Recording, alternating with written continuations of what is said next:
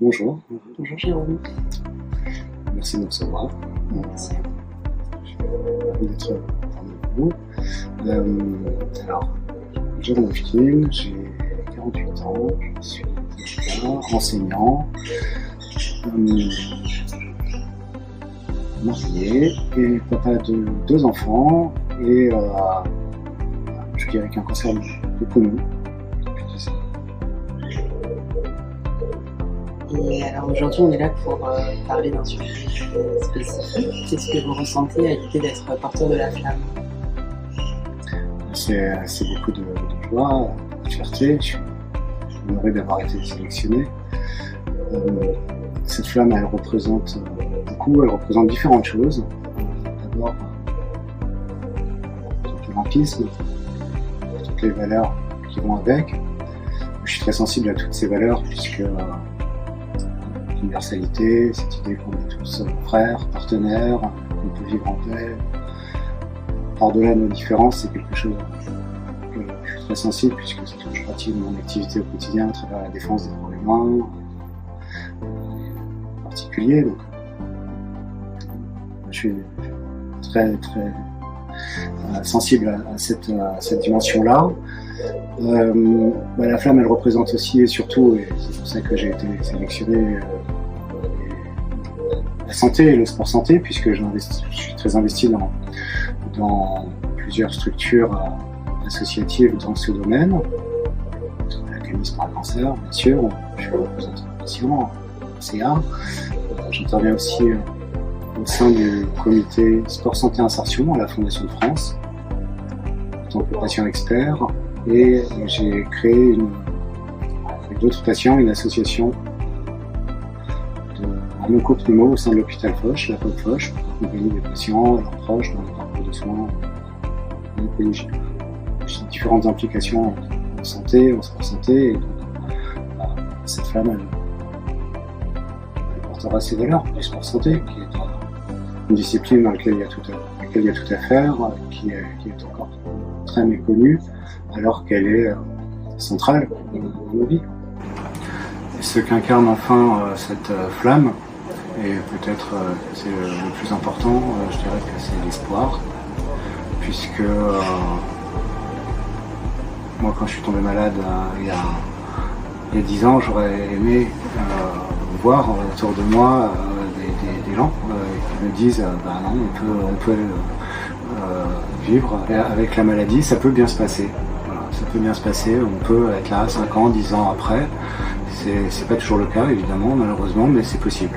C'est possible. Et donc cette flamme, elle incarne l'espoir. J'ai ce cancer du poumon, voilà, depuis 10 ans.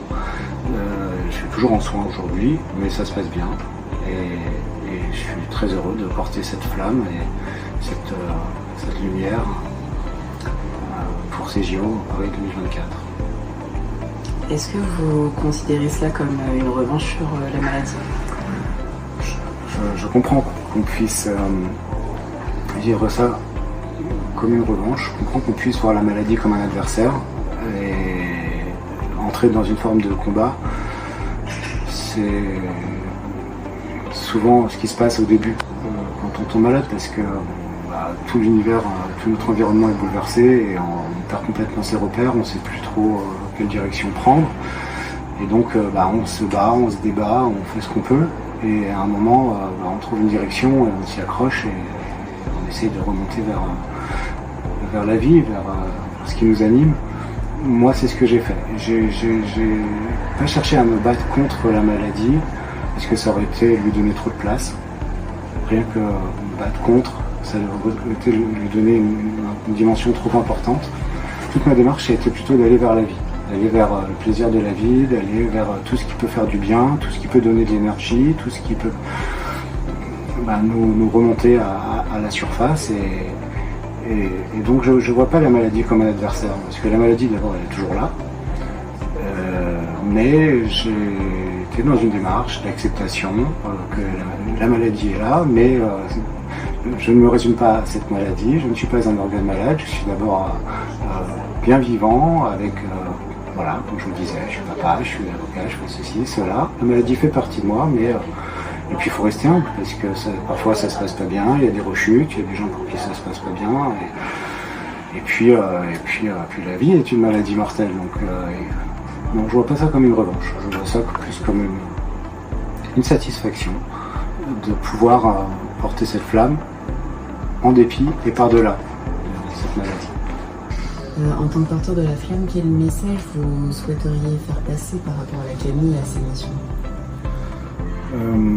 La Camille, c'est une maison incroyable, elle est unique en son genre en France, dans le secteur de la thérapie sportive, du sport santé en général, c'est un phare, c'est une lumière pour nous tous. On n'y vient pas par hasard et on en ressort en meilleur état quand on y est entré, dans la plupart des cas. En tout cas, c'est tout ce que la Camille s'efforce de faire.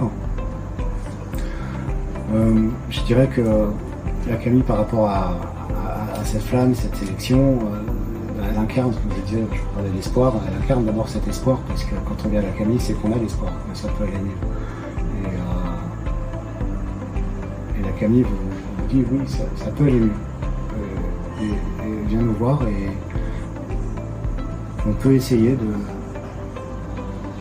d'aller mieux, ensemble, physiquement, moralement, aller gagner 1 millimètre par-ci, 1 centimètre par-là.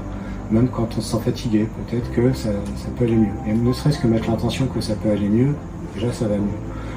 Et la Camille, déjà, elle offre cet espoir-là, elle offre cette possibilité, ce qui est en soi une chance incroyable, mais surtout, elle offre les moyens d'aller mieux. Elle ne donne pas que l'espoir.